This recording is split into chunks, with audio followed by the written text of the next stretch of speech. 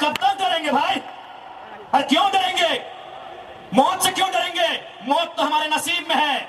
77 में शक्तिनाथ महतो, 10 साल बाद 87 शहीद निर्मल महतो, 12 साल बाद 99 रतिलाल महतो, फिर 8 साल बाद 2007 शहीद सुनील महतो।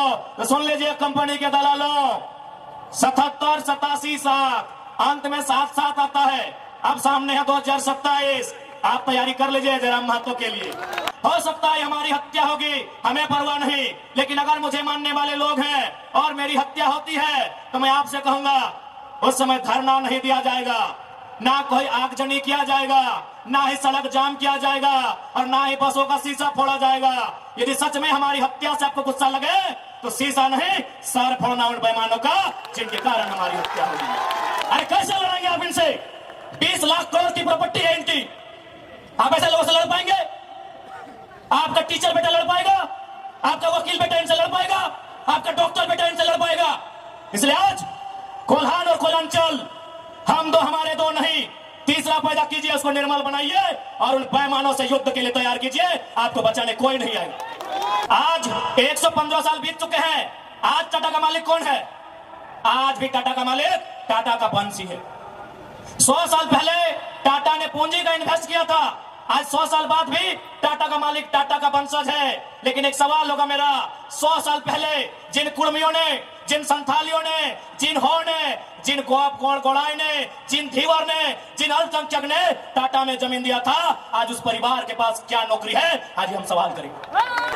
अरे अब तो दुनिया के वैज्ञानिक मान रहे हैं कि सबसे पहला इंसान सिंहभूम से निकला था। आप गर्व कीजिए अपने इतिहास पर, आप गर्व कीजिए अपने इतिहास पर। ये हम नहीं कह रहे हैं, ये दुनिया की रिसर्च की टीम कह रही है कि जब दुनिया जल में था और जल से जो मिट्टी का कण पहले बाहर आया था और सिंहभूम का इलाका था, ये दुनिया की रिसर्च टीम कह रही है।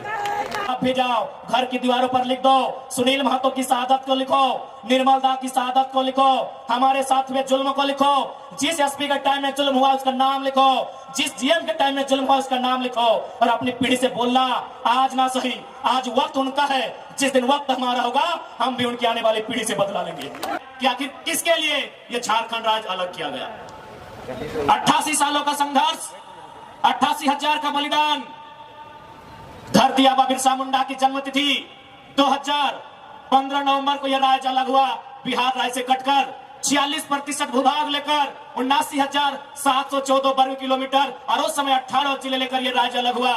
लेकिन आज आप देख सकते हैं, आपकी नजर जहां तक जाएगी, आप जहां तक अपनी नजर को दौड़ा सकते हैं, आज आपको एक ही चीज तस्वीर सामने आएगी कि आज भी झारखंड के लोगों को छलने का, ठगने का काम किया जा रहा है। उसके खिलाफ हम गुलाम लेकर आए हैं।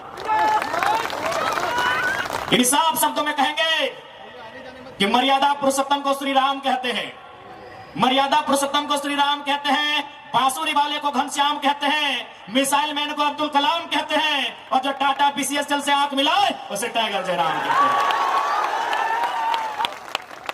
बिल्कुल सवाल होगा, जबकि मुझे बहुत सारे लोगों ने कहा कि आप फ्यूचर के लीडर हैं झारखंड का, आप झारखंड का भविष्य हैं, आप अच्छा बात बोलते हैं, आप अच्छे हैं भी, लेकिन कोशिश कीजिएगा कि कोल कंपनियों के खिलाफ मत बोलिएगा, टाटा वेदांता बिरला के खिलाफ मत बोलिएगा, ये बड़ी हस्ती है।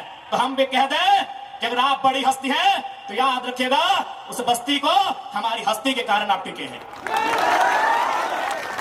जी हाँ, ये बातें हमारे सामने आई कि आप, और बिल्कुल इतिहास गवाह है, चूंकि इसे टाटा नगरी के नाम से जाना जाता है, तो मैं आपको इतिहास के पन्ने से परिचय करवाऊंगा। 1977 का वो साल था, लेकिन वो कोल्हान नहीं, वो कोयलांचल था, वो टाटा सिजवा नामक क्षेत्र था और वहां के जीएम ने एक कोयलांचल के हीरे को ऑफर किया था कि हम तुम्हें कार देंगे। उस कोयलांचल के हीरे ने कहा था हमें कार नहीं, बदले में रैयतों के लिए रोजगार चाहिए। इस बात में उनके बीच तू में हुआ था, वाद विवाद बढ़ा था और आज इतिहासकार कहते हैं, आज जो लोग गांवों में वो कहते हैं कि शहीद शक्तिनाथ महतो ने उस समय तत्कालीन टाटा के जीएम के गालों में खींचकर 2 तमाचा लगाया था। मैं उस वंश का औलाद हूं, मैं उस कौम का औलाद हूं। हाँ, ये मानता हूं कि बदले में फिर बाद में शहीद शक्तिनाथ महतो की हत्या उसी टाटा के जीएम के नेतृत्व में हुआ था। आज उसी का पाई पाई हिसाब लेने आया हूं। अरे कब तक डरेंगे भाई? अरे क्यों डरेंगे? मौत से क्यों डरेंगे? मौत तो हमारे नसीब में है। 77 में शक्तिनाथ महतो, 10 साल बाद 87 शहीद निर्मल महतो, 12 साल बाद 99 रतिलाल महतो, फिर 8 साल बाद 2007 शहीद सुनील महतो। तो सुन लीजिए कंपनी के दलालों, 77, 87, 7 अंत में 7-7 आता है। अब सामने है 2027, आप तैयारी कर लीजिए जयराम महतो के लिए। लेकिन इस बार भूल मत कीजिएगा, क्योंकि मैं अपने समर्थकों को साफ साफ कह दूंगा, बिल्कुल, क्योंकि आज विधायक सांसद की औकात नहीं है इन कई लाख करोड़ के कंपनियों के खिलाफ बात करने की, लेकिन एक साधारण सा लड़का इनके खिलाफ बात करता है। हो सकता है हमारी हत्या होगी, हमें परवाह नहीं, लेकिन अगर मुझे मानने वाले लोग हैं और मेरी हत्या होती है तो मैं आपसे कहूंगा उस समय धरना नहीं दिया जाएगा, ना कोई आगजनी किया जाएगा, ना ही सड़क जाम किया जाएगा और ना ही बसों का शीशा फोड़ा जाएगा। यदि सच में हमारी हत्या से आपको गुस्सा लगे तो शीशा नहीं, सर फोड़ना उन बेईमानों का जिनके कारण हमारी हत्या होगी। बहुत दिन तक डर के रहे, बहुत दिन तक डर के रहे। कत्ल होगा, शहादत होगी निर्मल महतो की, शहादत होगी सुनील महतो की, और टाटा में असिस्टेंट जीएम के पद पर काम करेगी एसएस की पत्नी। हम सवाल करेंगे, ये सवाल करने का हमको हक है। शहादत देंगे सुनील महतो। आज उनकी विधवा मां रो रही है, आर्थिक दयनीय स्थिति का। बाप दादा की जमीन पे उसामा चिन खड़ा है, हमारी बाप दादा की जमीन पे किसको खड़ा है, इस बात को जहन में याद रखिएगा कोल्हान वासियों। आज कोल्हांचल से ये टाइगर ये संदेश लेके आया है कि अब हमें डरने की नहीं, अरे मरना पड़े तो मर जाइए, लेकिन आने वाली पीढ़ी के भविष्य के लिए आज हमें इस लड़ाई को लड़ना होगा। मैं लोकतंत्र के चौथे स्तंभ के माध्यम से मैं सवाल करूंगा टाटा मैनेजमेंट से कि ललित दास कौन है? Who is ललित दास?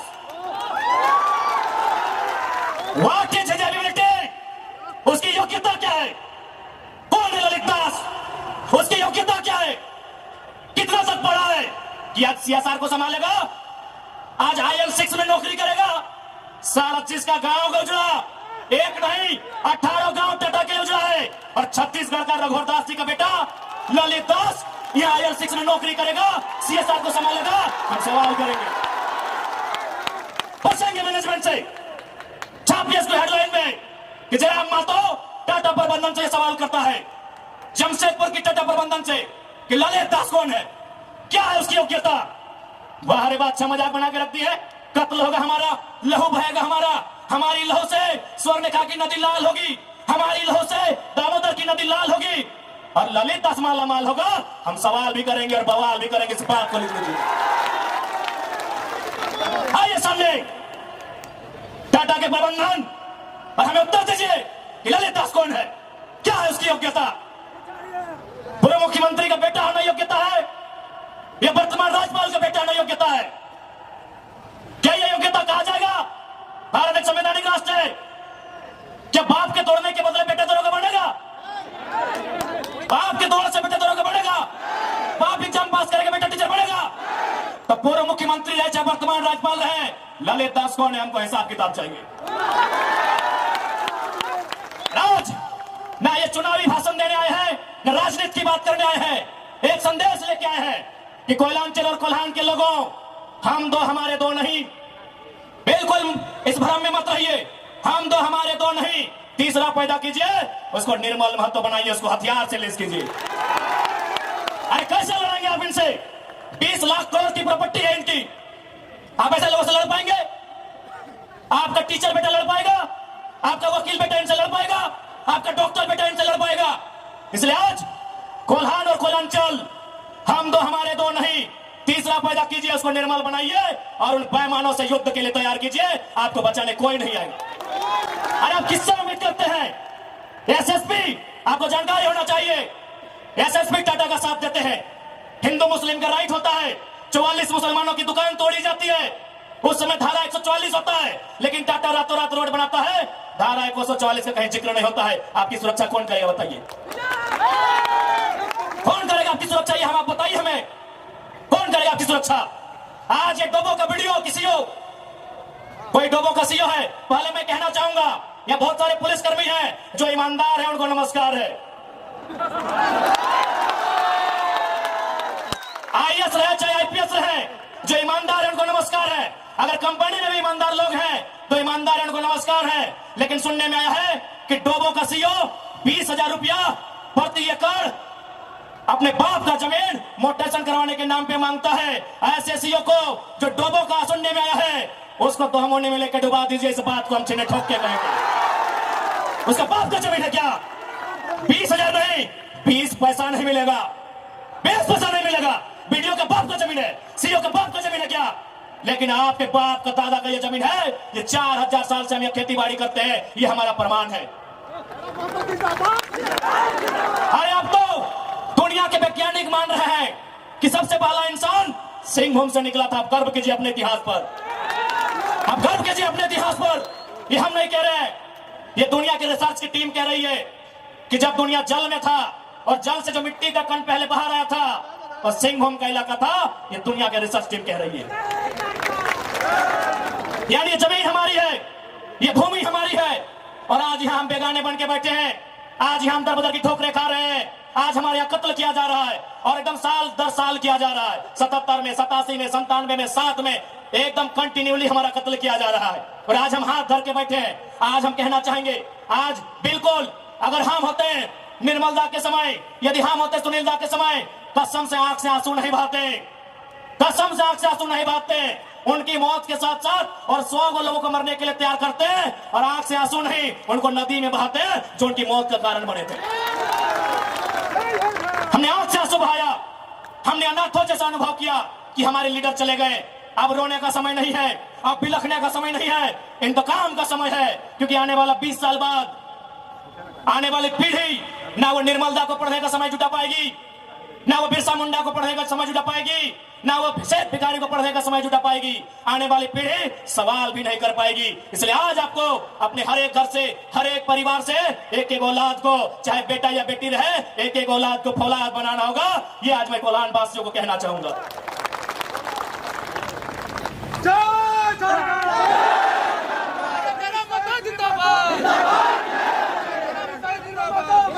आज मैं एक सवाल करूंगा इस भीड़ से, मैं सवाल करूंगा टाटा नगरी बसे बड़ी बड़ी इमारतों में बैठे लोगों से कि जब 1907 में टाटा की स्थापना हुई थी, मालिक कौन था? टाटा का कोई होगा? आज 115 साल बीत चुके हैं, आज टाटा का मालिक कौन है? आज भी टाटा का मालिक टाटा का वंशी है। 100 साल पहले टाटा ने पूंजी का इन्वेस्ट किया था, आज 100 साल बाद भी टाटा का मालिक टाटा का वंशज है। लेकिन एक सवाल होगा मेरा, 100 साल पहले जिन कुर्मियों ने, जिन संथालियों ने, जिन हो ने, जिन गोड़ाई ने, जिन धीवर ने, जिन अल्पसंख्यक ने टाटा में जमीन दिया था, आज उस परिवार के पास क्या नौकरी है? आज हम सवाल करेंगे। अरे आपने पूंजी लगाया, 100 साल बाद आप मालिक है, हमने भी पूंजी दिया है। पूंजी 2 प्रकार की होती है इंपॉर्टेंट, एक जमीन, दूसरा अर्थ। अर्थ आपका, मालिक आज आप है, जमीन हमारी, हम कहां है? ये सवाल करेंगे। ये कैसा देश है जो कहते हैं गांधी का देश है, ये किसानों का देश है? गांधी जी कहते थे कि किसानों की आत्मा बसती है गांव में, तो आज कहां है गांव? आज कहां है किसान? केवल पूंजीवादी का हावी, आज चारों तरफ केवल कैपिटलिज्म के लोगों का दबदबा। ठीक है, हम विकास के विरोधी नहीं है। अरे हमने इंसान भी दिया है और जमींदान भी दिया है। हमने इंसान के रूप में कभी बिरसा भगवान को दिया, कभी भागीरथ मांझी, कभी तिलका मांझी को दिया, तो कभी निर्मल महतो, तो कभी सुनील महतो जैसे शेर को हमने दिया। और जमीन की बात कीजिएगा तो जहां तक टाटा की नजर जाएगी वो जमीन सारी की सारी हमारी है। क्या नहीं दिया हमने विकास के नाम पे? विकास के नाम पे हमारा कत्ल हुआ, विकास के नाम पे हमारा गांव उजाड़ा गया, विकास के नाम पे हमको लूटा गया। और आज अगर हम सवाल करेंगे तो आप हमें उग्रवादी जैसे शब्दों से नवाजेंगे। तो आज ये बात जान लीजिए, भले आज ही आपका समय है क्योंकि प्रधानमंत्री आपके हैं, सही बात है, किसानों के प्रधानमंत्री नहीं है। भले आप भावनाओं में वोट देते हैं, आज फिर किसान आंदोलन कर रहा है, किसान 700 मर चुके हैं, ये किसानों के प्रधानमंत्री नहीं है। अगर ये किसानों के प्रधानमंत्री होते तो एक रूल बनाते।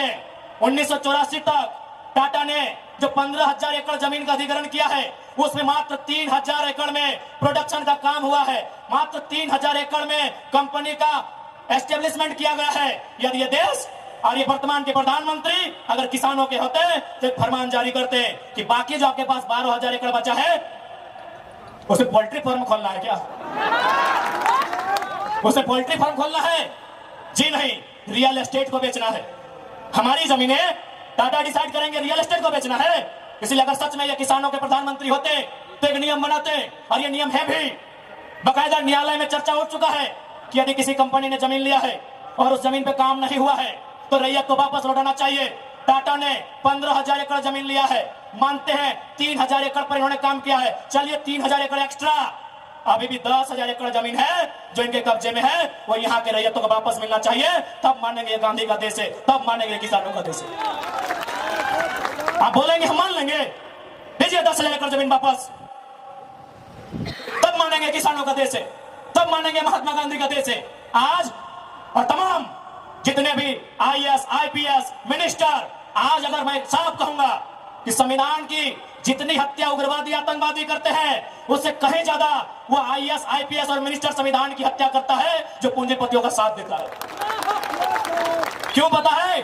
पढ़े लिखे लोग, पुलिसकर्मी भाई आप भी सुनिएगा कि आपके SP संविधान की हत्या कैसे करते हैं। हाँ, पुलिस वाली दीदी आप भी सुनिएगा कि आपके DC संविधान की हत्या कब करते हैं।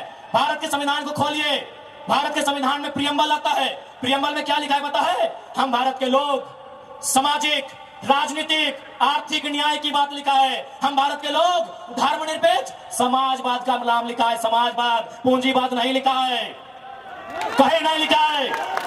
भारत के संविधान में समाजवाद लिखा है। हम भारत के लोग धर्मनिरपेक्ष समाजवाद भारत की निर्माण करेंगे। आज ये जो भी IAS IPS अगर पूंजीवाद का पक्ष लेते हैं, नक्सली से भी बड़ा नक्सली वो IAS IPS होते हैं। हाँ, हम सीना ठोक के कहेंगे। बाकी SP साहब, आप चाहे तो हमारी मौत का साजिश कर सकते हैं, क्योंकि आपकी पत्नी को पूर्व में, अभी नहीं, अभी वाले नए आए हैं, पूर्व वाले SSP साहब, आप चाहे तो हमारी हत्या की साजिश रच सकते हैं, रचने का आपको अधिकार है। आपकी पत्नी को टाटा के दलालों ने नौकरी जो दिया है, और ये कोई नई बात नहीं है। झारखंड राज्य में केवल गुंडों ने मौत का साजिश नहीं किया है। बगोदर के एक विधायक थे, नाम अगर आप नहीं जानते तो सुन लीजिए, कॉमरेड महेंद्र सिंह, उनकी हत्या में SP का हाथ था। सीना ठोक के कहते हैं आज भी गांव में लोग कहते हैं कि कॉमरेड महेंद्र सिंह की हत्या में उस समय जो भी थे, क्योंकि हम लोग उस समय अंडा थे, अंडा मैंने छोटा बच्चा थे, हमें आइडिया नहीं है, जो भी थे, जिस भी जिला के थे, झारखंड में 24 में से एक SP का हाथ था महेंद्र सिंह की हत्या में। तो ऐसे लोग जिनकी पत्नियों को, जिनके बच्चों को ये लोग नौकरी देंगे, वो हत्या करने से पीछे कैसे हटेंगे?